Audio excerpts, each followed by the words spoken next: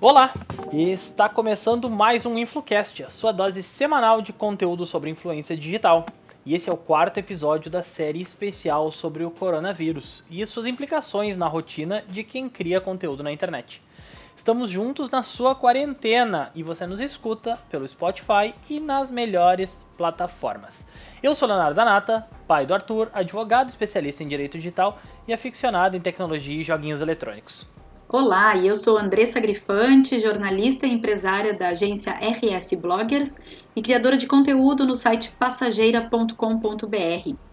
Lembrando que o nosso InfluCast está com financiamento coletivo no PicPay, com assinaturas de apenas R$ 5. Considere então se tornar um dos nossos apoiadores. Sua contribuição ajuda e muito no desenvolvimento e propagação desse projeto. Léo, vamos para o tema desse episódio? Vamos lá. Hoje, esse tema me dá arrepios.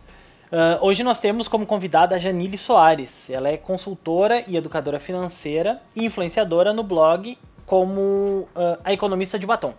Como vocês podem imaginar, nós vamos falar sobre dinheiro hoje, ou a falta dele.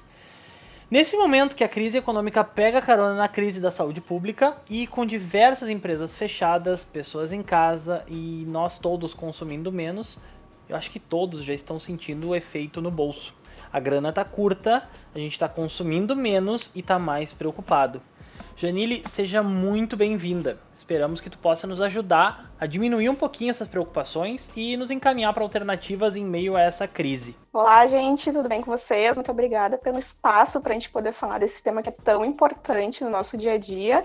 Principalmente nesse momento que a gente está vivendo, que é um momento ímpar na história, né? Então, eu acho que é muito importante a gente ter esse assunto, esse bate-papo aqui no InfluCast. É verdade. Na verdade, o dinheiro, ele não pode ser um problema, né, Janile? Ele tem que ser solução na nossa vida. Exatamente. Então, nos dá uma luz. Olha, o nosso público aqui principal são os criadores de conteúdo e os pequenos empreendedores desse universo digital. E os jobs sumiram para muitos deles.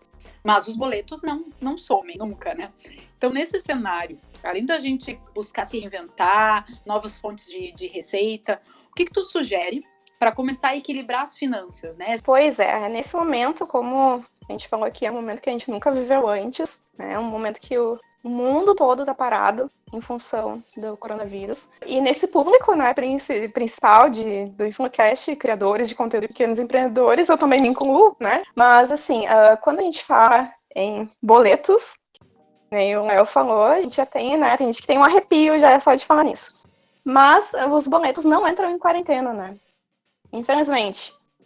Aqui eu acho que a gente pode falar, renegociar dívidas, a possibilidade de pegar empréstimo, escolher boletos para pagar primeiro, tudo isso nesse momento é válido, mas vai da organização financeira de cada um. Né? Então a gente está no momento agora em que a gente tem, além da escassez normal de renda, a gente ainda tem esse momento que está tudo parado, que não vai entrar, para muitas pessoas não vai entrar renda no próximo mês, então sim, a gente tem que ter umas medidas aqui. E eu acho que para começar, a gente pode entrar com uma parte da educação financeira, que é listar todas as despesas que a gente tem no dia a dia, porque muita gente não sabe nem quanto ganha, né? Ainda mais quanto gasta. Né? Então a gente tem que fazer uma lista de todas as despesas que a gente tem na nossa vida no dia a dia. Até porque a galera tá com bastante tempo. Não tem como não encarar isso agora também, né? Então agora é a hora de fazer isso. Uma coisa que eu acho muito importante falar aqui é que a gente tem algumas oportunidades, digamos assim. Quando a gente fala sobre os boletos, então a gente tem aqui uma medida que veio agora, que é a prorrogação de dívidas com os bancos. Teve uma reunião na FEBRABAN, que é a Federação Brasileira dos Bancos, onde os 5 principais bancos do país, Banco do Brasil, Caixa Econômica, Bradesco, Santander e Itaú, eles disseram assim para o pessoal, a gente vai dizer para vocês que vocês podem sim fazer uma prorrogação das dívidas de vocês. Então a gente pode fazer essa prorrogação, mas uma atenção que tem que ter bem especial aqui é que essa prorrogação ela é feita só com os créditos dentro do banco. E aqui entra um crédito imobiliário, que muitas vezes tem, né, algumas pessoas têm, e isso é um peso muito grande na renda, um crédito imobiliário, né, um financiamento imobiliário, e também os empréstimos que a pessoa tem no banco. Mas a atenção que a gente tem que ter aqui é que o cartão de crédito, o limite do cheque especial não estão incluídos. Não estão incluídos nessa medida. Não entra nessa medida, exatamente. Então, e isso, o cartão de crédito é um dos principais vilões quando a gente fala em inadimplência e endividamento. Na condição de autônomo, eu completamente me identifico e me solidarizo das outras vítimas que estão passando por isso também. Então, contextualizando, nós estamos hoje, 26 de março, e nesse momento, muitos empresários e o poder público estão no embate sobre fazer a quarentena ou não. Ainda seguem nesse embate. Sob o risco de surgirem ainda mais desempregados e eventualmente falidos. Eu tenho entendimento, Janine, como economista, o quanto a economia de um país pode aguentar assim, parada, estagnada. Qual seria o cenário ideal para que principalmente os pequenos negócios fossem salvos ou pelo menos conseguissem sobreviver? A gente tem aí um cenário bem peculiar no momento, né? Mas assim, as empresas elas devem estar preparadas para algum tipo de ocasião que nem esse cenário. Só que não é a nossa realidade, né? As grandes empresas, elas recorrem a uma ferramenta chamada Business Continuity Program, ou Plan, que fala sobre, né, um programa de continuidade de negócios. Ou seja, quando acontece alguma grande catástrofe, ou enchentes, ou incêndio na empresa, ela tem como dar continuidade aos seus negócios sem grandes perdas. Mas Sim. Nossa realidade é bem diferente, né? Que é principalmente do nosso público, que é micro, pequenos empreendedores, então é bem complicado.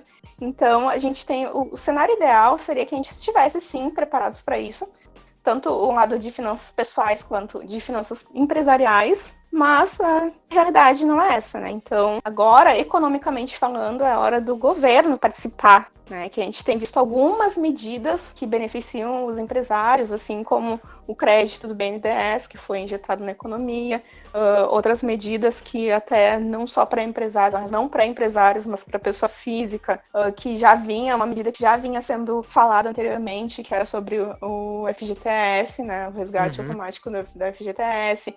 Temos aí, então, a participação do governo, ela deveria ser através de uma política fiscal expansionista, como a gente fala na economia, que é através dos gastos do governo. O governo está injetando na economia uma possibilidade desses microempreendedores ou até o pessoal informal poder se manter, pelo menos um pouco, né, durante essa crise, durante essa pandemia. Principalmente porque a gente não sabe quanto tempo ela vai durar, né, ou de que forma ela vai desenrolar. Isso aí. E a gente tem aí a previsão, inclusive hoje, dia 26 de março, que é quando estamos gravando isso, a gente saiu a previsão do PIB, que já era pequeno anteriormente, agora zerou total, né? Porque o PIB ele é a soma dos produtos e serviços que são produzidos no Brasil durante o período. Nesse caso, a partir desse cenário que a gente tem, zerou totalmente o crescimento do país. Então, e dentro do PIB, uma coisa bem importante, ou seja, dentro do que é esperado de crescimento do país, crescimento econômico do país, uma grande parcela importantíssima dentro desse cálculo é o consumo das famílias, que é o que justamente não está acontecendo, né? Porque a gente tem o mercado fechado, né? Então a gente está com toda a parte que envolve consumo, está fechada. O pessoal não está tendo renda para poder consumir e também não tem onde consumir, porque shoppings estão fechados. O dinheiro não está circulando, né? O dinheiro não está circulando. E justamente por isso que a gente tinha que ter alguma intervenção de política fiscal expansionista do governo para fazer esse dinheiro girar, a economia girar. Né? Que até é uma coisa que me falam muito dentro da educação financeira, que o pessoal tem medo de que, me enxerga, me vê e já diz assim, não, lá vem ela que não vai me deixar comprar nada. Não, muito pelo contrário. O que a gente tem que fazer? A gente tem que consumir, mas consumir com consciência e verificar quais são as prioridades que a gente tem, né? E tem um outro agravante nesse momento, que aí, nessa pergunta, eu vou direcionar um pouco mais para o advogado. Nós, enquanto consumidores, o que a gente pode fazer, quais são os nossos direitos aí, nosso dever, quando a gente vê um abuso no preço das mercadorias? Teve gente vendendo, assim, pelo dobro ou até triplo do valor, né, normal. Então, tem alguns empresários que estão ou podem estar aproveitando dessa situação de crise para realmente colocar um valor abusivo. Bom, Nesse cenário, né, onde há efetivamente a ideia de tu lucrar, de tu ganhar dinheiro de uma forma abusiva, né, tem um órgão conhecido por todos, que é o PROCON, que é o responsável por fiscalizar esse tipo de situação. O que tu pode fazer para atender à expectativa enquanto sociedade é denunciar isso ou informar o PROCON ou até o Ministério Público para que sejam aplicadas as medidas administrativas cabíveis. Uma coisa importante nisso tudo também é verificar a cadeia né, do produto. Muitas vezes chega já para a farmácia ou para o mercado, o preço também, o custo para o vendedor final também é muito importante verificar, né? Qual é a empresa, se é lá no início, se é no meio, se é o vendedor final que está sendo, que não está agindo de boa fé, né? Sim. Aí para lucrar a mais do que, né, deveria em um momento que todo mundo precisa, né? Com certeza.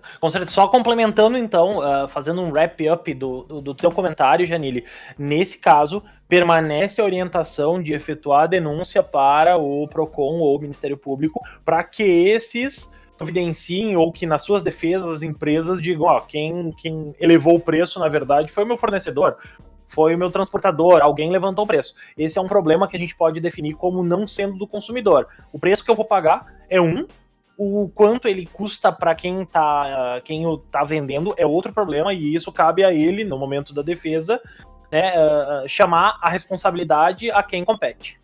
Tu indica, Léo, que a pessoa, quando ela vê isso para denunciar, é indicado assim que a pessoa tire foto, que pegue alguma coisa. Isso, produza qualquer forma de validar o que tu tá falando, porque a palavra pela palavra ela se perde. Então tira uma foto, tira uma foto do jornalzinho da farmácia, do jornalzinho do mercado, tira uma foto da prateleira, porque a palavra pela palavra nessas situações ela não tem tanta validade quanto uma comprovação, e isso não gera nenhum ônus para quem está denunciando, pelo contrário, né? A pessoa cumpre o seu dever social de fiscalização. Eu gostaria de incluir como uma medida da gente cuidar das finanças desse momento, para a gente escolher a parte que a gente fala sobre boletos em quarentena, só que não, a gente fala ali sobre listar as despesas, né? Aqui uma coisa que é muito importante a gente conversar, que inclusive o Léo, advogado, pode me ajudar nessa parte, que é sobre a proibição de cortar o fornecimento de água e luz durante a pandemia. Né? Então a gente tem aqui uma questão que as pessoas elas vão deixar de pagar as contas, mas as empresas elas não estão autorizadas a fazer corte de luz e de água, né, que são essenciais, né, para a sobrevivência, mas, por outro lado, as cobranças continuam. Ou seja, vem o boleto todo mês, né? E aí aqui tem um outro ponto importante dentro, né? Fazendo outro parênteses dos parênteses. Quando a gente for escolher, priorizar a conta, se a gente estiver numa situação de que tenha que escolher mesmo, sortear o boleto que vai pagar, a gente faz o seguinte. Ao invés de escolher aleatoriamente, a gente dá prioridade para aqueles que têm maior multa e cobrança de juros. Esses, assim, a gente tem que se livrar deles o quanto antes. A gente tem que pagar primeiro. O boleto de gás, por exemplo, a multa de mora, ela é irrisória. Ela é centavos de nada, né? Exatamente. Porque não é uma multa tão ruim quanto o cartão de crédito ou quanto o corte do fornecimento conta. De internet, por exemplo. Exatamente. Então aqui a gente tem que levar em consideração esse tipo de item para priorizar, né? Então, por exemplo, a conta de luz, de gás e de água vai ser uma taxa de juros pequena perto de outras coisas que a gente tem que priorizar o pagamento. Um bom exemplo foi a internet, que hoje em dia, nessa situação que a gente está em isolamento social, em quarentena, a internet é essencial. Não dá para deixar cortarem. Mais um adendo considerando o nosso público-alvo dos nossos ouvintes que trabalham com a internet, ter ela cortada ou reduzida a velocidade impediria o desenvolvimento e o desempenho das atividades. Então a gente entra numa espiral. Exatamente, não dá para ficar sem internet nesse momento, né? Até porque isso faz parte da geração de renda de quem, né, criador de conteúdo, dos pequenos empreendedores, né? Então não tem como. E a gente fala muito agora, né, de teletrabalho. Então, assim, a internet é instrumento de trabalho, né? Não é mais só o entretenimento de casa, né? As pessoas estão em casa, elas precisam trabalhar, precisam se comunicar, a telefonia tem que estar em dia, a internet tem que estar em dia. Agora, se me permitem mudar um pouco de assunto, vamos falar de Bolsa de Valores, Janile, porque a gente viu que teve... A Bolsa agora teve semanas históricas, né? E teve uma sequência de circuit breakers, que é um termo aí que eu nunca tinha ouvido falar, eu acho que várias pessoas também não. E por que eu é expliquei um necessário? pouquinho lá no blog, no Instagram, eu cheguei a explicar um pouquinho sobre isso, porque realmente era uma coisa que nunca tinha se ouvido falar, né? Quem não é do meio, nunca na vida tinha ouvido falar sobre isso. Já fica a dica aí no Instagram da Economista de Batom, tem uma explicação sobre o que é esse circuit breaker aí. Isso. Claro, é bem difícil da gente tentar, para quem é leigo, né, explicar tudo, mas agora eu acho que o que eu queria que tu colocasse para nossa audiência, que não é da área, né, por que a valorização ou desvalorização do real frente ao dólar é importante e como isso vai afetar o nosso dia a dia. Porque muita gente acha que não afeta, né? Muita gente acha que o dólar só importa para quem está viajando para o exterior e precisa comprar dólar. E não é bem assim, né? É verdade. Muita gente acha que aquilo que a gente vê na TV, as notícias sobre economia que a gente vê na TV ou nos jornais, não é uma coisa muito distante da gente, mas não é assim que acontece. Agora, acompanhar o dólar, a gente acha que é uma coisa tão distante, se eu não vou viajar, isso não vai me afetar. Né? Então, sendo um produto importado, isso vai afetar diretamente o bolso da gente, porque a empresa que importa vai pagar em dólar. E o dólar estando em alta, vai custar mais caro para aquela empresa que vai repassar o valor para o consumidor final, que somos nós. São as matérias-primas, né? Que a gente nem imagina, mas, enfim, facilita bastante para que a gente entenda e até se interesse mais por acompanhar esse tipo de notícia, né? Entender mais de economia. Isso, que não é uma realidade tão distante da gente, né? Então, como economista, defendendo aqui a minha classe profissional, né? Então, eu acredito que seja mais interessante para a gente entender o que acontece no cenário. Mas, Janile, me ajuda então o seguinte, para os investidores de bolsa de valores, tá? Que tá vendo seu rico dinheirinho, tal qual o estalar de dedos do Thanos, fazendo o dinheirinho sumir e diminuir cada vez mais nesse momento. Qual é a orientação para essas pessoas? Pois é, primeiro, nada de pânico. Porque, muita gente, assim, quando começou a ter o impacto do coronavírus no mercado financeiro aqui no Brasil, na nossa Bolsa de Valores, muita gente entrou em contato comigo apavorada e eu queria cantar para elas. Segura na mão de Deus e vai. mas né, não sendo possível, mas muita gente entrou nessa, né, sem ter muito conhecimento. Então aqui, primeiro, se tu tá na Bolsa de Valores, deveria entrar sabendo que isso é para longo prazo. Porque sim, pode acontecer algum desastre, como a gente viu no ano passado, o desastre da Vale, por exemplo. Então teve ela era uma empresa que tinha ações na bolsa, tem ações na bolsa. Então quem tinha essas ações, com aquele desastre de Brumadinho, a gente viu que as ações despencaram, né? Então isso pode acontecer, né? E ainda mais agora que é uma coisa global, tá todo mundo junto nessa, né? Então assim, a primeira coisa que é ter calma. Saber que aquele dinheiro que está na Bolsa de Valores diretamente atrelado às ações é uma coisa para longo prazo, é uma coisa que é um investimento, ações é um tipo de investimento que é para longo prazo, que é uma coisa que tu não pode precisar de hoje para amanhã, porque amanhã pode acontecer alguma coisa e o teu dinheiro desvalorizar. Isso aí é uma coisa que é para longo prazo, mais para o futuro, porque no futuro tende a se recuperar sim.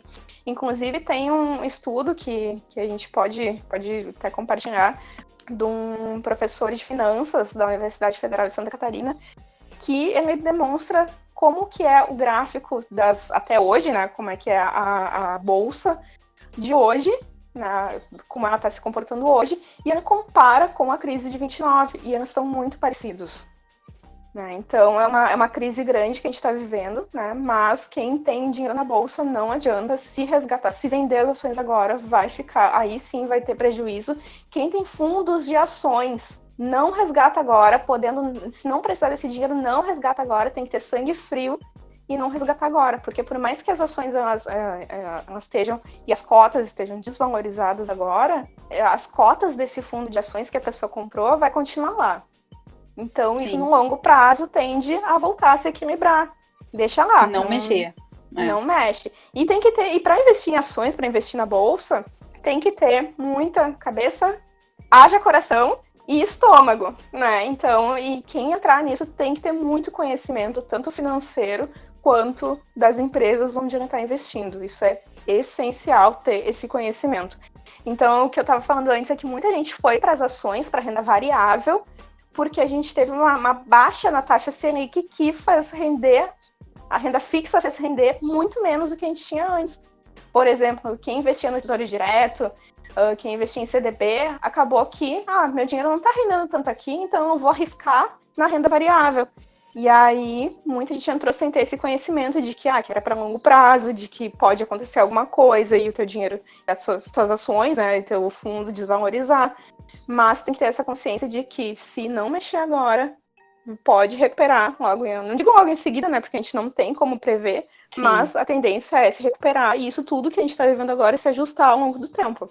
Muito interessante, nós vamos deixar o link aqui na descrição do episódio. Ainda sobre esse assunto, dizem que esse é o momento, como despencou, desvalorizou, dizem que é uma boa hora para comprar. É isso mesmo? Mas daí vai comprar sem saber? Também não pode, né? Pois é, por isso que tem que ter conhecimento das empresas que tu quer entrar na bolsa. Porque a gente tem que saber como é que aquela empresa se comporta, se ela tem um plano de negócio para algum desastre, que nem aquele plano que eu comentei antes. Tem que conhecer a empresa, né, que tu quer investir. A regra de ouro é comprar na baixa e vender na alta. Então, sim, é um bom momento. Quem tem uma reserva de oportunidades e agora se fez, né, nessa baixa, nessa queda da bolsa, que a gente teve aí várias intervenções aí, vários circuit breakers, né, porque a bolsa caiu muito. Então, o pessoal que está investindo agora, que pode investir agora, tem sim vai pegar o preço lá possibilidade. Vai pegar um preço baixo, exatamente. Então, tem possibilidade de ter ganho, sim. E Janille, tu como consultora aí na área de economia, deve estar nesse momento recebendo várias perguntas, enfim, sobre essa tua seara, né, tua área de atuação. Qual tem sido a principal dúvida que chega para ti? Tenho duas dúvidas principais que tá chegando. Como eu mencionei antes, o cartão de crédito ele não está entrando naquele plano de medidas de prorrogação que a Febraban fez com os bancos. Então, acho que isso é uma dúvida muito grande que gera para o pessoal. Por exemplo, o que eu vou fazer então, né, se o cartão de crédito não entra? Aqui o que eu posso dizer é renegociar, não deixe em aberto, mas renegocia isso, tenta pagar, porque as maiores taxas de juros ainda são relacionadas ao rotativo do cartão. Né? Então, quando a gente recebe a fatura, ou se não recebe, entra lá no ambiente do teu banco, da empresa emissora do cartão, que vai ter lá no boleto, na própria fatura, uma possibilidade de parcelamento desse cartão. Entra em contato com eles, conversa com eles, não tem essa questão de poder renegociar, deixar para 60 dias, mas tem como fazer o pagamento, né, da fatura, parcelar esse pagamento, só cuida para não ser um pagamento que te deixe sem um limite de crédito, porque o essencial agora é a gente ter como esse cartão de crédito como um uso emergencial. E a segunda dúvida que eu mais recebo no momento é o que fazer com os aluguéis. Né? Nesse momento, acho que a gente tem que ter uma capacidade de negociação, a gente tem que usar como uma skill, aí, uma ferramenta que a gente né, tem que ou desenvolver ou utilizar, que a gente tem de negociação. E aqui eu quero também que o Léo também diga alguma coisa, porque entra também alguma coisa embasada na parte legal sobre isso, né, sobre os aluguéis. Eu sei que nos aluguéis de locais de comércio, a gente existe um ofício que a gente pode entregar para o dono do imóvel solicitando a suspensão ou a renegociação desse aluguel. Né? Mas, pelo que sei também, ele pode não aceitar. Né? Então agora eu acho que pode explicar melhor pra gente.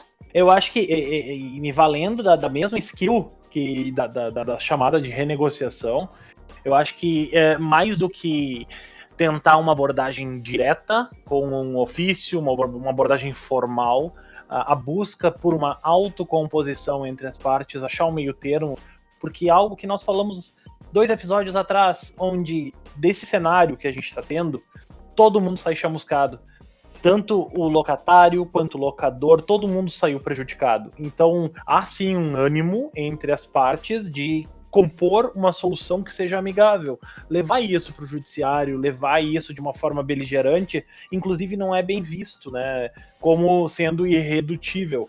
Então, há dispositivos e há meios, né, como tu disseste, o ofício, a forma de tentar uma negociação informal e indireta, e caso isso não chegue a um consenso, aí sim buscar apoio jurídico, né, buscar o respaldo jurisdicional para a renegociação dessa dívida. Mas, ao que tenho tido notícia recentemente, poucos são os locais que estão sendo irredutíveis com questões de aluguel. Inclusive no aluguel de imóveis residenciais, né? Sim. Porque é um momento agora que não realmente todo mundo sai perdendo se não for feito alguma coisa. Sim, a pessoa não pode ficar sem emprego e sem teto ainda, né? Desempregado e despejado ainda. Então, só na questão dos imóveis comerciais, né, tem algumas regras que eu sei que precisam atender para que a gente possa chegar com esse ofício para o dono do imóvel, que, por exemplo, não pode ser um imóvel comercial dentro de shopping, porque os shoppings já estão fechados e mesmo dentro de shopping, muitos administradores de shopping suspenderam a cobrança dos proprietários das lojas. E tem que ser alguma atividade empresarial que não esteja dentro daquelas atividades essenciais. Janile, a gente poderia ficar aqui horas e horas batendo papo, porque é muita dúvida, muita questão, assim, muita coisa que vai surgindo. Talvez a gente ainda te chame para sanar novas dúvidas. Por enquanto, deixa pra gente os teus arrobas aí, onde o pessoal te encontra. Certo, gente. Bom, fico à disposição, né, para esclarecer qualquer dúvida, qualquer coisa que precisarem em relação a isso. Meus contatos, então, meus arrobas, né, então é a Economista de Batom no Instagram e no blog www.aeconomistadebatom.com.br. Quem quiser entrar em contato, pode entrar em contato por lá, né? Tem também o WhatsApp, mas tá tudo linkado lá no Instagram. Bom, com tudo linkado lá no Instagram, nada mais justo convidar vocês também a seguirem @escuteinflucast lá no Instagram. Quem gostou do papo, aproveita e já se inscreve para ser notificado sobre os próximos episódios. Janile, Andressa, muitíssimo obrigado pela presença de vocês e até a próxima. Eu que agradeço, gente. Obrigada. Janile, muito obrigada. Léo, mais uma para conta e vamos seguir com a nossa série aí.